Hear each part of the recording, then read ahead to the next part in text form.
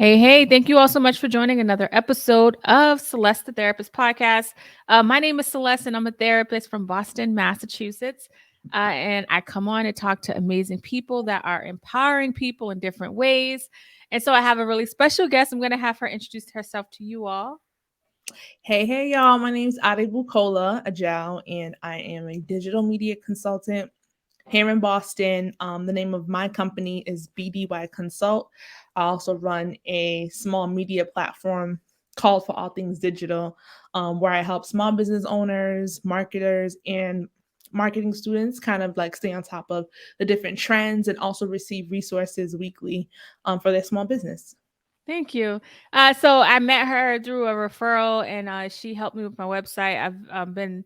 This was last year. Early 2021. Okay, yeah. So, her professionalism and it was just like I was blown away by it. So, and she continues to help me. So, one of the things about this podcast is that I want to help people in different capacities, and definitely people that have definitely helped me. I definitely want to share you with the world. But before I talk about like my experience and what you do, I would love to hear about like your upbringing and how you got so heavily invested because you have a master's degree in this. So like I would love to hear how your journey into like becoming this digital marketing person. Woo. Long journey, still on the journey. But as far as like digital marketing, my very first introduction to digital marketing was when I believe I was a senior in college. I went to Emmanuel College and I took a class actually called Black Twitter. So before Black Twitter was a thing, I actually took a class in it. There was a Um, class called Black Twitter. yep. What was Because it about? it was a Black Twitter and about like socializing, Black culture and things of that nature. Because I was a political science major and Africana studies minor. Ah. One of the very few people in the country, that study Africana studies. I implore everybody to do the same. But I took a Black Twitter course and I like failed my very first class because I walked in and didn't even have a Twitter. She's like, "How are you gonna sign up for a Black Twitter course?" Professor, a Black woman. She's like, "How you gonna sign up for a Black Twitter course and not have Twitter on the Did you first know day?" what Twitter Yeah. was? Huh? Did you know what Twitter was? I did, but I didn't use it. And to this day, I still don't use it like that. So I was like, take points off of me. Like this is getting very unfair. um, and my first introduction to like digital was because we spent a lot of time in the class actually doing some digital archiving. Digital archiving is a practice that we use in Africana studies and in other, social sciences, as well as digital marketing, where we basically take bunches of content and we archive them and save them. Because there was a whole issue where, like, if you did like when Sandra Bland was killed, if you like put hashtag Sandra Bland, you literally couldn't find anything about her, but everybody was talking about it on Twitter and talking about it on Tumblr, and nobody could find about it. So the companies basically blocked the hashtag. So in order to kind of like archive and keep all the information about her, alleged killing or death relevant for history, we started archiving and keeping people's tweets, people's thoughts, different things that people were saying during the time in an archive in case any of these companies decide, okay, you know what, we're deleting this whole hashtag. Does that Because still happen today where people can block out hashtags? I I mean, it definitely probably still happens, absolutely. Oh, wow. Instagram recently blocked a hashtag. So some people used hashtags and got shadow banned or they saw their Oh, engagement yeah. low Yeah. because a lot of times companies would do it for protection. So let's say, for example, Love Day or Valentine's Day, that hashtag was actually blocked because people were posting pornographic things on using that hashtag. So if Okay. someone was looking it up, it was just showing them a bunch of, pornographic or inappropriate things. So sometimes companies in that case would then block a hashtag to stop that, from spreading. But those tactics oftentimes get used heavily against Black social movements. So Yeah. I'm very that was my first introduction into digital. I wasn't even trying to be a marketer. Like I was trying to get into politics, go to the hill. Like that was the type of person I was and still am very much so. A lot of my work is centered around Black business, is centered around Black wealth and reimagining our futures. So that was kind of my first introduction. And through that course, I got an opportunity to write for Huffington Post. So I went around the country, went to different red carpets, interviews a lot of different people and How did celebrities. that happen? Wait, you said you went to different you went to red carpets and stuff and was Oh, interviewing. yeah. You're a political major, Africana major, and I then was from that literally class you did traveling. that? Yeah, yep. I was traveling the country, just Wow. yeah, just taking up Black stories. And I had an incredible editor, Lily Work now, who has now gone on and done amazing things at Huffington Post.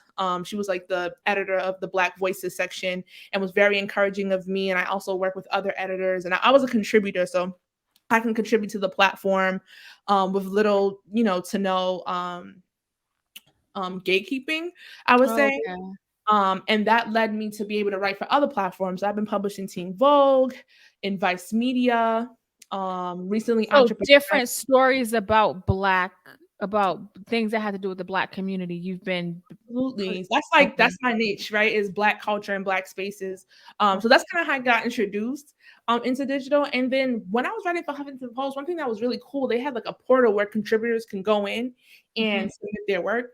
And I was always so curious. I'm like, okay, I wrote this story, I Mhm. published it, and now it went viral. Like I didn't even know what the word viral meant. And I was like, so what Really?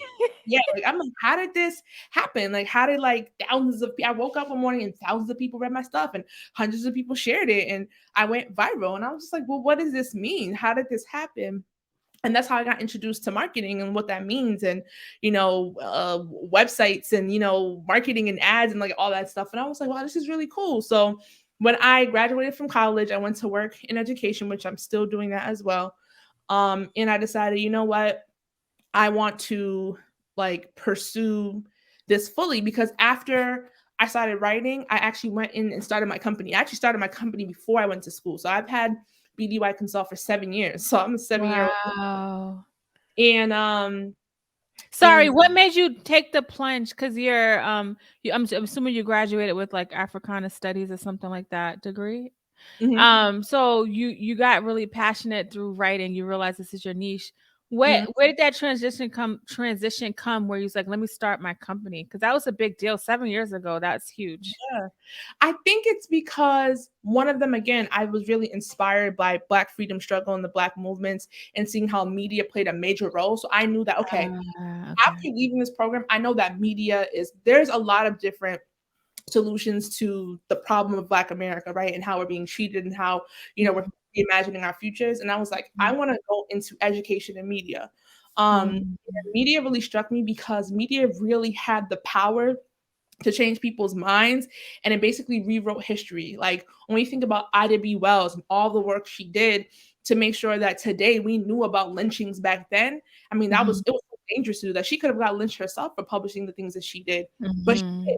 And she was like, Mhm. who's gonna stop me? You know what I mean? And I thought that was Mhm. so powerful. When we look at, again, other areas of the Black freedom struggle, like the Black Panther Party, when they put out the Black is Beautiful campaign, right? Like that wasn't just for fun. That wasn't just out of thin air. That was something that was strategic. Like they put out that campaign and they marketed it to people because they Yeah. wanted people to love themselves. They wanted to sell Black pride, and it worked. And that's why they got infiltrated, Yeah. right? Don't get me started, No. okay? No, I I- can tell your passion is there. When you decided to be DY consultant, was there fear around it? Because you're not a business owner. You're in school and now you're becoming a business owner of something that came out of a class, not a whole like degree. Yeah, I was scared, but not really. I was excited, right? Okay. Like I'm like, wow, Nice.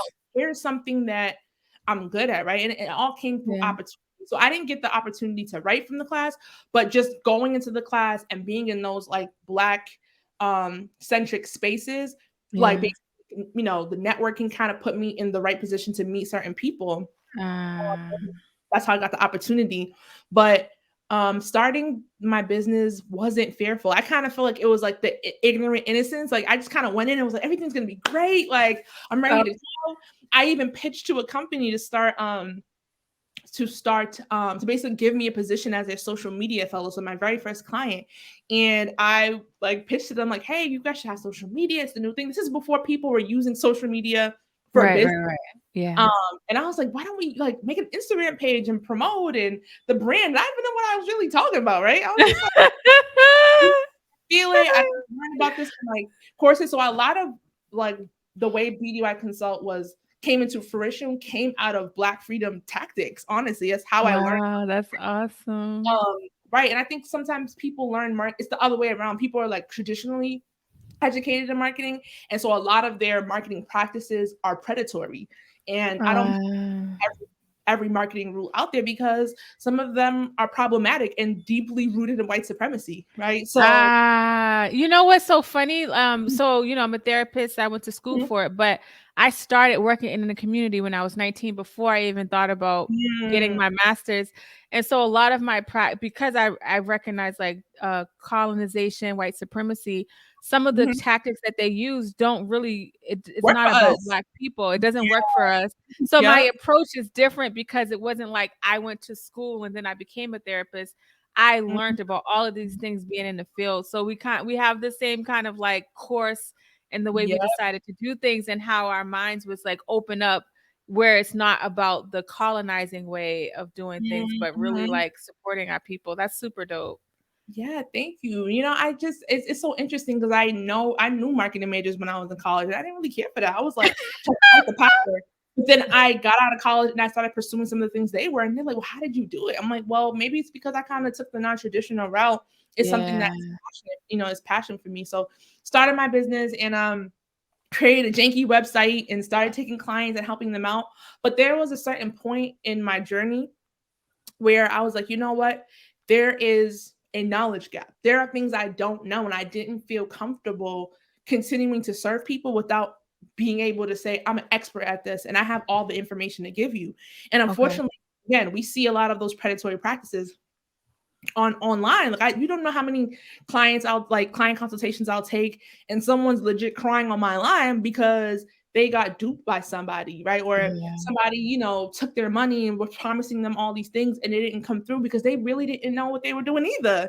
And I'm like, see, I'm so happy that I made the decision to go back to school because there's a lot of that going around. It's easy to fake it. Very, very easy that you know what you're talking about, you understand marketing or branding or whatever the case may be, especially as consumers are becoming more knowledgeable about marketing and they can tell when they're being marketed to, the more people kind of say, hey, I can just throw my services out there and make money.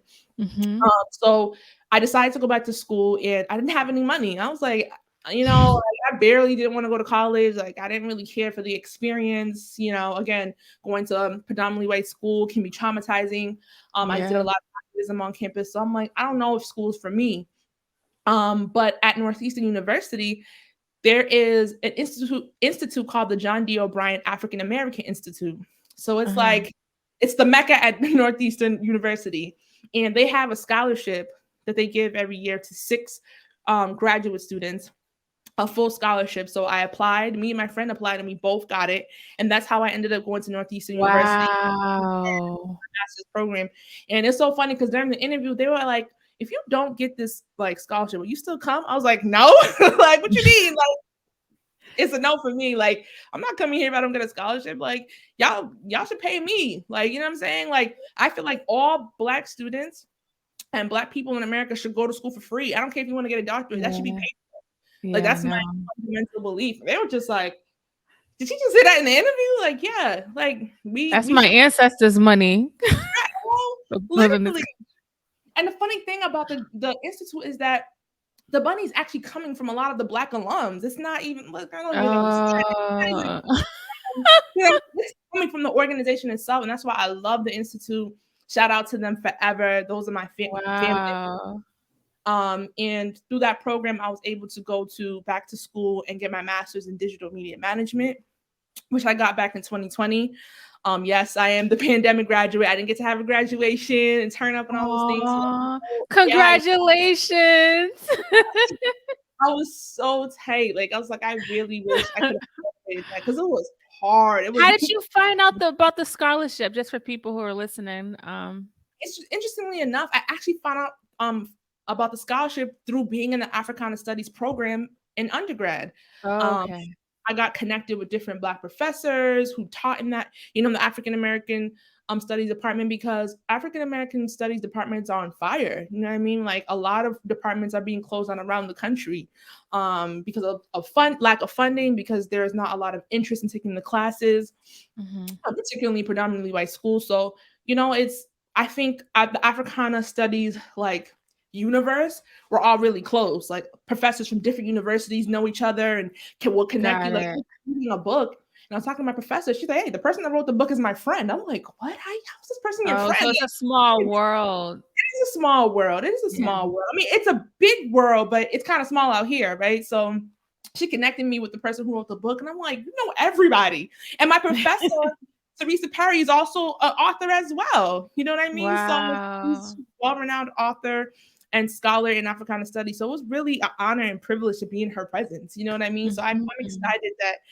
I got to have the opportunity, and that opportunity fueled a lot of what I'm studying, what I'm doing, and how I Mhm. move today, and how I think about different things, especially when it comes to marketing and branding and strategy and things of that nature. So that's like the long-winded short story of my No, journey. it's good. It's interesting. I didn't know this. I couldn't wait to hear the story because you execute so well. Thank Um, and with the degree, it helped you more with the logistical stuff of behind the. Absolutely. Okay. Okay. Absolutely. I learned so much. Particularly, I learned how again, I learned, a lot about the difference, and how I think. I got to learn what others think and how they operate and say, okay, Mhm. how could I reimagine this? Because I'm like a revisionist thinker. Like I always look at something and I'm like, I see this. I hear what you're saying, but Mhm. what if we turn this upside down? Would it kill us? Like we don't, Mm. you know what I mean? Like I'm that type of person. So going to school kind of helped me kind of challenge myself, but also think differently about what they were doing there as well. But I mean, I think the program was really good at giving me the basic skills that I was missing, like the research, the community, because for so long I didn't have a team. I have a team now, but I was by myself. You know what I mean? Mhm. So to build the team, again, network. I'm on track right now to actually be a professor. So even just being in the presence of professors and Wow. learning, how they build curriculum, like I didn't know what that I didn't know what that entailed. So Wow. there's so many great things. And then just having the support and the backing of the African American Institute at Northeastern, I mean that's just priceless. That's family forever, and we're all really close. I'm still close with everyone there at the institute, and just being able to stand on the shoulders of giants. I mean, the institute was created out of the death of Martin Luther King. Like Oh, students at Northeastern, like, okay, so like they killed our leader. So what y'all gonna do is y'all gonna build a whole institute for us, and here are our demands, and here's what we need, and I am a legacy from that movement. So okay. it's really inspiring, and it's really truly a privilege. So if I have that opportunity, my job is to make sure that everybody, other people get that opportunity as well. And that's why I'm so excited to be here today and share that with other people. So if you're listening and you're, considering grad school, considering different funding opportunities, the John D. O'Brien African American Institute is just the best. And even if you don't get the opportunity, just being connected to the institute, you will learn so much. There's so many opportunities to grow there. And it's right in the community. I mean, I know it's at Northeastern, right? So prestigious, but it's literally right in the community. So thank you for sharing that. What I wanted to say, what I'm getting out of this, because I like to use people's stories as like teaching moments. I'm learning. I'm listening to you, and from your story, a lot of networking. I can tell you have a really bubbly personality, and obviously, everybody doesn't have the same personality. But even if you're not this like vibrant person, networking is huge. And so my podcast streams in over 100 countries, so I know everybody's like John D. O'Brien, Northeastern. So even no matter what state you're in, Mhm. look up what's happening in your state. I didn't learn about scholarships. I didn't even know what an HBCU was until I was practicing therapy, and my clients would be talking about this stuff. So anytime somebody talks about school and Scott, I'm like, look and see what funding's out there. I never thought to look. All I was like, I need to get out the hood. Let me go to school. They said go to school, get a degree. I did not know. And so I'm like, that's so dope that you had that full ride. So I'm hearing networking and continuing to fuel your passion. It's like nobody handed you anything. You kept putting yourself in positions and places and learning and applying that knowledge. You had to apply for the scholarship. You know, you had to put yourself in different spaces so that you can learn. And then you took that knowledge and you actually put it into action, right? We got to put action in place. And that's how it started. Does that sound accurate as far as your story? I never thought about it. I feel like this is a therapy session for me right now. I didn't thought about it that way. I swear, everybody says that. That is hilarious. Wow, wow. I swear to God, people be like, yo, I didn't think about it. Like, but you're right, Celeste, you're right. That's exactly what all of my podcast interviews, they be saying that. But yeah, that's dope. That's a dope story. So I want to talk about a few things, but first I want to talk about there was one day where social media went off, and I remember you sent out an email, and so because one of the things you want to do is help people have their brand stick out. And one of the things that the reason why I even started my podcast is because I was on social media promoting mental health, and I started to learn about the importance of creating your own brand because social media is not mine. So tell people a little bit about like when that happened, kind of like what your thoughts were and what you want people to learn from that kind of thing. Yeah, I mean, my initial thoughts were just like, Facebook done did it again. I don't know what y'all doing. Like, what's going on? Like, a lot of people were hitting me up, like, what's going on? A lot of clients, like, what am I gonna do? I'm running an ad today that I really was hoping to make a lot of money on. So I think that shutdown had a lot of residual effects that, I think some people are still being affected today. And I think for me, the thing about social media, a lot of small businesses particularly use that as their primary way to market, which is not a bad thing, because if you're a small business, especially a Black-owned small business, I already know about you. You probably don't have a lot of capital. You probably don't have time, a team. You don't have the resources that our other counterparts have. And so social media is really great breakthrough platform to use to market yourself in a free way. The problem with social media is that we don't own it. So if Facebook decides to shut down, then that's it. Like, you're not communicating with your clients. I know clients who are still using DMs as a way to communicate with their clients and book services and things like that. And that is not sustainable because, again, you don't own that platform. You don't control it. And if they decide, to change a feature, then now you're having to pivot so quickly that's what we're all doing. We're just pivoting. Anytime Instagram or Facebook or Twitter or anything comes out with a new feature, we're spending time that we could have been using to create content, to do what we was already doing, to now learn the new thing, right? So I really implore people that outside of social media to have a good marketing mix, whether that's an email newsletter, texting is big right now, right? Like, if you can get number, you can connect with them on a deeper level, because at the end of the day, social media, people hate when I say this, but it's like shooting in the dark. You post it, you hope people see it, right? Like, you hope the algorithm and Facebook likes you enough to show your stuff to somebody. Yeah. But that's not the case. Texting is really good. Text marketing is really good because you're able to connect with your customer, your consumer, your user, whatever the case may be. And it's just you and them. There's no noise. There's no scrolling. It's just you and them. They get to consume your content and interact with it if they want to.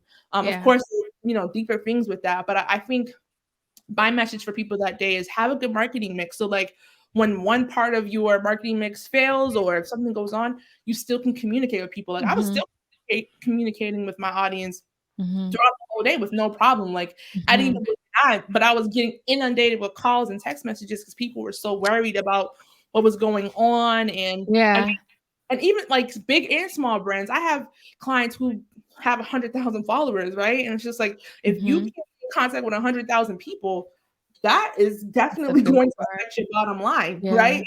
In a really huge way. So I think that the biggest lesson there is to have a good marketing mix and not rely solely on social media, as well as that you're acquiring your own digital property. That means acquiring your own domain, having your own website, and using your website not just as a product, a place where people buy products from you, but also as a platform, right? Like I see Yes. people go on some of my client websites and have have conversations on their website as opposed to DMing them or even emailing Right. them. It's a Right. space on your website where people can communicate with you, can talk to you, can chat with you. So that was what like my whole message for was from that day. And people were really open to receiving that, and Uh-huh. were able to talk about how they can do that, how they can have a healthy marketing mix without And breaking I, their. and I think that it woke a lot of businesses up. And like you said, it's a great free resource to use. When I started in this like kind of influencer world, I Mhm. use social media heavily, and little by little I've been able to get off of it, like do things off of social media, but I still use it.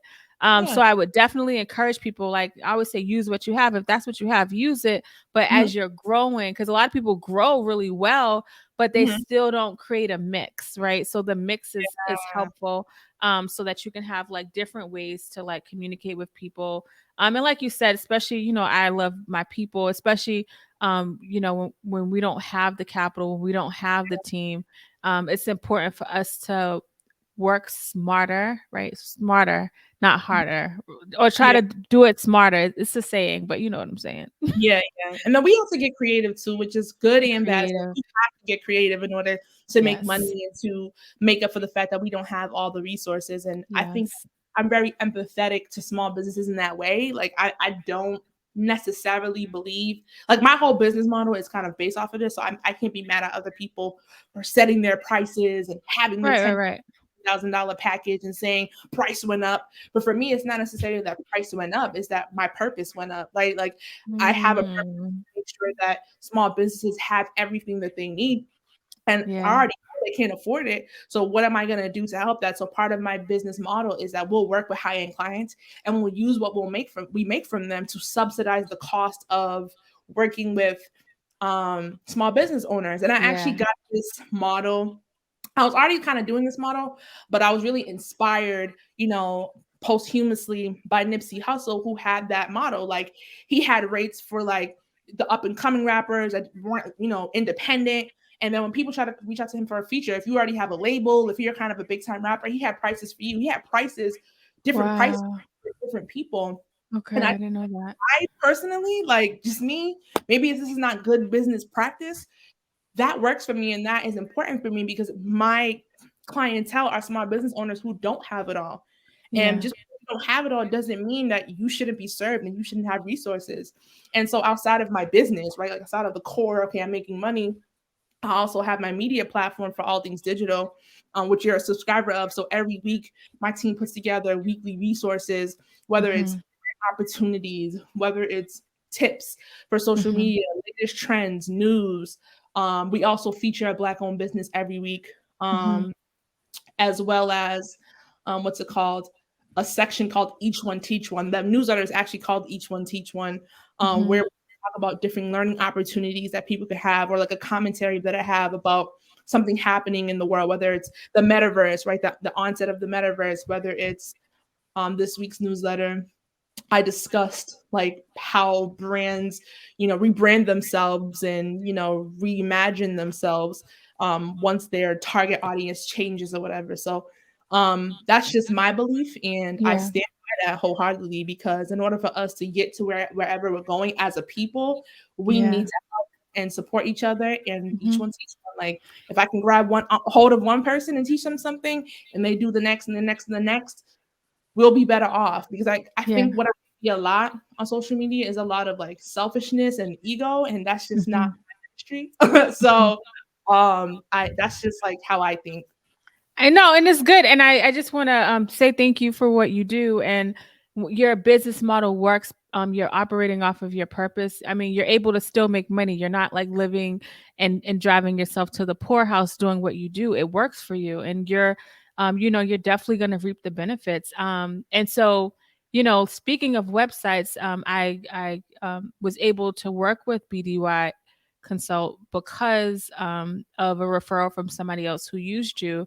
And the experience felt like a concierge service, if I can't think of another word for it. But like she asked me all these questions. I never thought about it, right? Like, and it's so interesting when I hear people talk about getting a website and it's like cookie cutter, and it's like your services that you provide for your clients is not cookie cutter. She's asking me what's my uh she sent me a questionnaire. What colors do I like? What's the feel like you want your customers to get? And it's like, dang, yo, this is actually pretty dope. I never thought about that. Like, just from the first engagement, it really turned me on to you, and I still use her to this day, because of just how like passionate she is and just how easy she is to work with. But tell people a little bit about websites, and like, just because there's always somebody looking to have their website built, and I would love for people to learn about your process, and Mhm. how you came up with it and why you do it the way you do. Yeah, so the process that we take at BDY Consult is like a very typical like funneling, I hate that word, process, right? Where we'll talk to you as a client, we'll hear what your needs are, we'll send you a proposal of what your needs are, but also what we think you need. Because some people come to me and say, well, I need this, I need that, and the third. And after we do an evaluation, we're like, actually, here's what you really need. And what you said you need is the end goal, right? And then we begin work. So it's a 3-step process: consultation, um, audit, and then we work. But as far as websites, I love designing websites. It's one of my favorite services to offer because websites are becoming, again, like I said, less about products and more about being a platform. Like, people want to come onto your site and feel like they're having an experience. So for example, if you're a brick and mortar store or institution, you want your website to kind of match the look and feel of your actual establishment. You want people to feel like they're in your establishment by just going on your website. So I love designing websites that people can go on, that are usable, that are accessible. We're going to see way more of this as the future goes on, where like your website is going to have to follow a whole bunch of guidelines in order to even be on the internet. We're going to see that over the next 10 to 20 years, because for so long, a lot of people who suffer from visual impairments, who are deaf, are kind of left out of being able to use platforms and use websites, because people think they're not able to do that, and they get left out. And so a big part of what I kind of infuse with the design, right, is the usability. I actually just taught a 3-part series in user experience and user design with a class of a class of like 20 small business owners with the Center for Women in Enterprise, because I think it's just the next step that small businesses are at, right? It's like, all right, you have your website, right? Like, I can't even lie, everybody pretty much got a website these days. Like, it's not that hard to create a website. But now that you have this website, what does this say about you? What does this mean about you? Now, is it usable? Can I actually go on there and click stuff, and will it actually take me somewhere? Is it telling me a story? Am I understanding what to do next? Are you putting those call to actions on there that help me navigate this story that you're trying to tell me? So that's my kind of process with that. But again, I think the biggest thing that I've been leaning towards and I've been teaching a lot about is the usability and accessibility piece, because a lot of people don't know, like, nearly 40% of the population is colorblind, right? So we done designed this beautiful website. It looks cute. I love it. But then after doing some research and talking to my customers, realize that they don't even see any of that, right? And that's why I feel like user testing and user research is so important. Like, deeply understanding your customers it is everything. Like, if you don't know your customers, you're going nowhere fast. You know what I mean? So I think that's what excites me about websites. It brings all of the knowledge of everything I know together in one place. That's good. I love that. Now I just kind of want to like, the last topic I want to bring up is just branding in general. Because Mm, I feel like you're extremely passionate about that. So regardless of if you are, it doesn't matter what you are as far as business wise. mhm, What would you say to somebody about branding? Because I feel mm, like I started branding. I started branding myself without realizing I was branding myself. Mhm, And as I've branded myself, I realized like, oh, like I see how I did it. I just made mhm, adjustments. I'm a person that like pays attention to mhm, trends, pays attention to things, and I just started branding myself, like with my website, with like mhm, trademark, all of it. Like, what would you say to people like the import, especially as far as like businesses, right? Like, or mhm. if you're an influencer, like, what would you say to people? Ooh, this is a really loaded question because branding runs the gamut of a lot of things. But what I will say, just initially thinking about branding, it's that it's the story that you tell. People say your brand is, you know, what people say about you when you're not in the room. And that's fine, right? That's a working definition. But I think branding is a story. It's a story that you tell, and how you tell that story is important, right? So your voice, right? Your colors, your look and your feel, like how people feel around you is really important. And just making sure that story is seamless throughout every part of your business. So sometimes people think branding is only a marketing tactic, and branding's even within your internal organization, because if you're telling people you're a wellness brand and you're here to make people feel good, but you treat your staff like crap, that's not on brand, right? Like that seems very off Great brand. point. You know what I mean? And so branding is goes beyond just colors, look and feel, like the physical things that we see, and the because all of that, again, anybody technically, again, don't shoot me for this, like can put anything together, can put a nice, beautiful, workable website together, can use the pretty fonts. It can tell people all day who they are and what they do. But if that's not being reinforced with how you operate, even internally and externally, then again, I think that I actually just posted about this today about the inclusive consumer. Like consumers are way more knowledgeable and can kind of tease out. It's almost like me and somebody like, yo, your vibe is not right. People can tell if your brand vibe is not really aligning with what you say you are. And so when we have more inclusive consumers, now the onus is on us to really be authentic about who we say we are, right? And so that's what branding like holistically is for me. But one thing about branding that I love the most, I love it when brands create a voice for themselves. I think it's so important, like for people to like identify with you sonically, right? Not just like visually. We think about visual, we think about writing and like the copy that people use, but even sonically, like when I hear you, like what do I hear? What do I think of when I think of this brand? Or is this brand funny? Does it make me laugh? Is this brand kind of like serious and academic? Because there are a lot of brands like that, like use very academic like language. And I'm a colloquial person, so sometimes those academic spaces is not really for me, right? So I think that's something that, as far as branding, that I'm really leaning towards right now. It's just like the sonic branding. I appreciate that. So, as I'm thinking about branding, I'm just thinking about like the what you do, but not like who you are. And so I've had clients who have found me through social media and they're like, wow, you're just like you are. And so like there's no difference. They start Mhm, off like they know me because of the energy that I put out to the world. They actually mhm, can feel it. Or if people are in my presence, they'll mhm, say like, wow, your energy is so like calming and relaxing. So mhm. you're definitely on point because there's a lot of places where you're like on paper, especially some nonprofits. On paper, it says that we do this, but if you work in there, you be like, we ain't doing what we doing on paper. Yeah. I think that's excellent that people get to experience that, because a lot of people don't. Like, I don't think that that's a minuscule thing that you just said. I think we all, if you haven't, bless your heart, but I think we've all kind of had someone we admired, or a brand we admired, or a product we love, and then we got it, and it's like this is not matching up. And I Yeah. actually read something the other day, like you need to be better than the way you brand or market yourself. Like you actually need to be better than what you say you are. Like once people Yeah. experience you, you have to be like, yo, this is actually better than I thought. That's Yeah. even better. It's that element of surprise in marketing. It's like that's even better than someone thinking the world of you and then you're really low.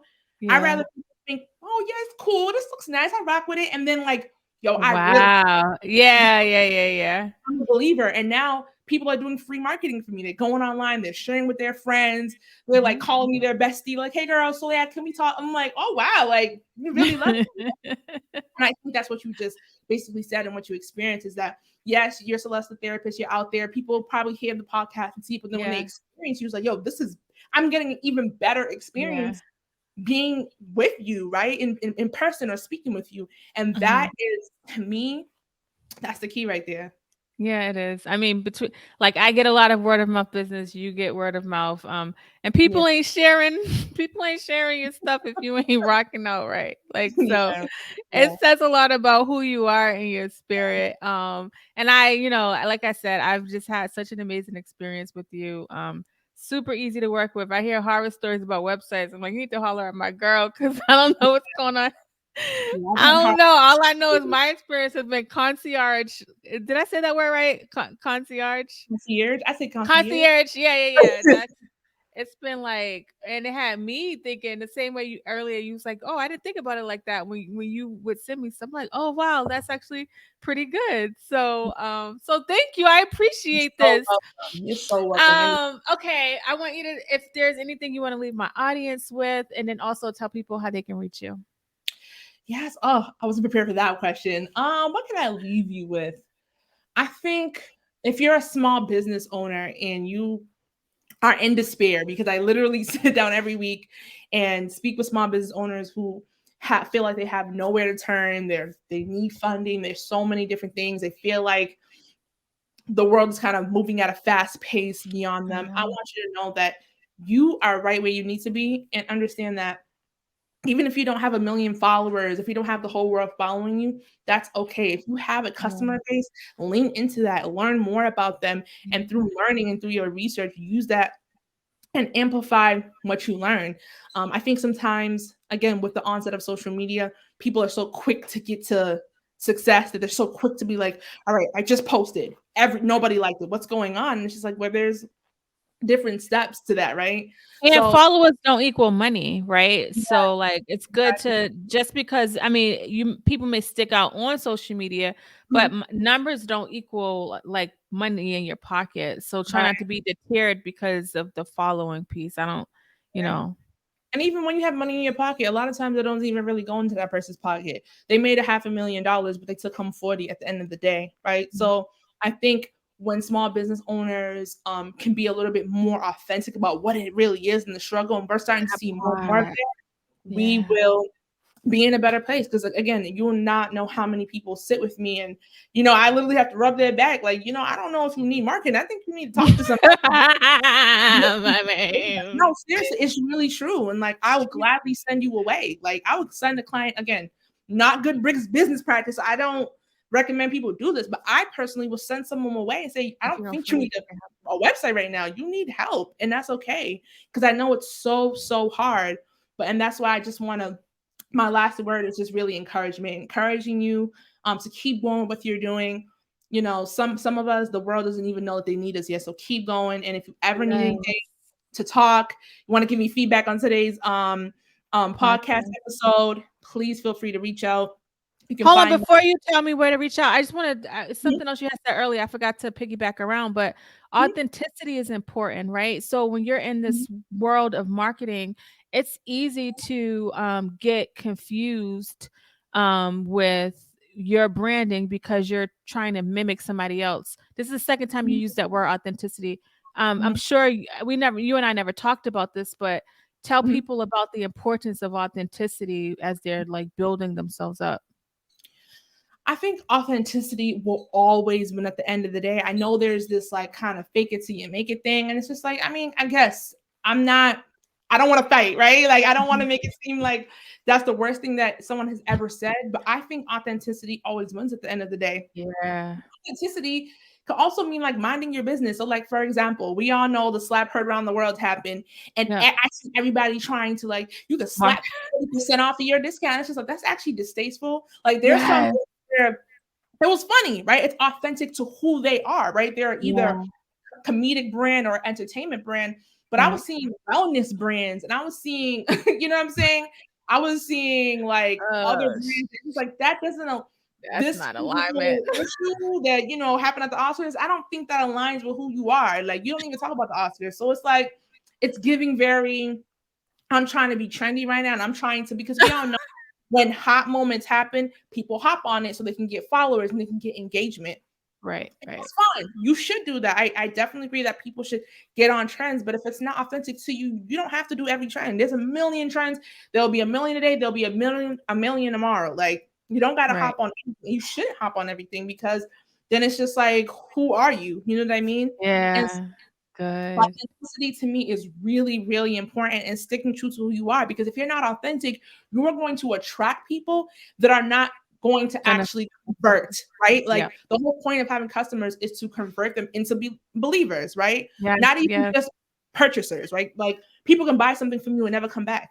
yeah, You want to convert people into believers. Like, they're loyal to you. They're like, I can only buy the soap from this brand. Like, I literally, like, I can't. Like, I gotta buy it from you and you alone. Like, I would knock on your door. I would stand in the virtual line. Like, you want that type of traction with people. And so authenticity is really important, because again, if you are not authentic, you will attract people that are not really believers. They're just here for mhm, the fun, for the show. mhm, And that's why, like you said, we see a lot of brands or Instagram accounts or companies have a lot of followers, but not have a lot of substance, or not really make a lot of yeah, money, because they're attracting a lot of people, but they're not actually being authentic to the people that they're striving to serve. And so right, it can be confusing. I know a brand that has 1,000 followers and is making an unbelievable amount of money. It's crazy. Like, her website keeps dinging when I'm asleep. So she makes money when dang, I'm like, let me turn my phone off, because so many people are making orders, right? So dang, I think authenticity really separates the real from the fake. You know what I mean? mhm, And mhm, again, if faking it till you make it is your method, if you feel like that's your thing, go ahead. But I just believe that authenticity wins at the end of the day, no matter what. Because again, yeah, if people are becoming more conscious consumers, people can tell when you're not being authentic, and that can ruin your brand, because yeah, branding is all about trust too. I should have said that mhm, first. Like, branding is all about trust. People want to be able to mhm, trust that when they come to you, they're going to get what they expect, or they're going to get what you say you are, and not something randomly else. So it's really, really important to be authentic. Definitely. Thank you. This is good, and your message gets, the same across the board, like, I Mhm. feel like from the beginning, I've just kind of ran with my purpose, and Mhm. maintain my authenticity, so, like, I don't see any dips, like, in the things I do. I see growth because, people are sticking around. If I changed up, I think you lose people in that way, unless you're Mhm. changing up to pivot your business, but if you're still like trying to do the thing that you're doing and you're just all over the place, you're not going to maintain your audience. Yeah. So, I mean, you're only doing two things as a brand. And the CMO of Peloton, Dad Tressida Johnson, I got to interview her for my platform a few years back. So if anybody has an opportunity, definitely go to forallthingsdigital.com and read the story. But she said you only do two things as a brand. You're either reinforcing who you are, or you're elevating. That's the only two. yeah, good point. That's the only two. You're either reinforcing who you are, Yeah, but yeah, so if you feel a need to change, that change needs to happen over time, and you need to elevate that change. You're not just going backwards and going sideways. You're elevating, you're moving forward and taking your followers with you. And I do think that at some point, every brand will have to do too, right? You have to yeah, reinforce who you are, and there's a point where you'll have to elevate and move yeah. forward. But you're not changing for the worse. Like, you shouldn't change and just Right, revert back, right, unless, again, because I'm a rule breaker, unless you feel absolutely inclined and you feel like it's your purpose. Like, if we think about right. I think it's Exo Nicole, that media platform. It Yes, it was like, used to be Nicole Bitchy. Yeah, and she changed right? it. Yeah, She completely yeah, changed it, y'all. She went all the way back. Okay. She said yeah, 360, right? That made sense, because it was purpose driven why she did that. And actually, if you really want to think about it, we could argue that she really elevated, yes, because yes, yes, she found purpose in, like, taking this, like, entertainment gossipy platform into something that's wellness, which is what our people need. She solved the yeah, problem, because what she was doing yeah, before wasn't really solving nothing. It was just another, I love Nicole, trashy blog out there. But yeah, she's like, yeah. what can I do to make a difference, to impact people, right? That That's impact is everything. And so unless your brand is doing something like that that's purpose driven, going backward and trying to do every little thing may not work for you. Brands either reinforce who they are or they elevate. That's a good way to end it. I like that. That's exactly what I've been doing. Thank you. You've been amazing. If people want to work with you or check out your stuff, and I highly recommend her. I would never have anybody on here that I didn't like recommend. She didn't reach out to me. Most people, all of the people reach out to me to come on. I reached out to her, so that's how much I enjoy her work. But tell people how they can reach you. The primary way you can reach me is at For All Things Digital on Instagram. As far as a media platform, I really want people to go ahead and follow that. And sign up for the newsletter and get your free resources. Back in Mhm. 2021, between 20 and 2021, our newsletter audience gained $100,000 in grant money from the Wow. newsletter. Like they learned about grants that they never would have Wow. about otherwise. So we're Wow. doing some really great work there. We're coming up on our 100th edition. So definitely go on there, either follow or subscribe to the newsletter. Wow. We also post a newsletter concurrently on LinkedIn. So you literally can just type in my first and last name on LinkedIn. I'll follow you back, I'll connect with you, and I'll add you as a subscriber, or I'll invite you as a subscriber for the newsletter. And then you can also contact me directly at gold@adebukola.com. That's GOLD@adebukola.com. Thank you. You're amazing. Your energy is like A1, like for real, for real. So, this has been such a pleasure.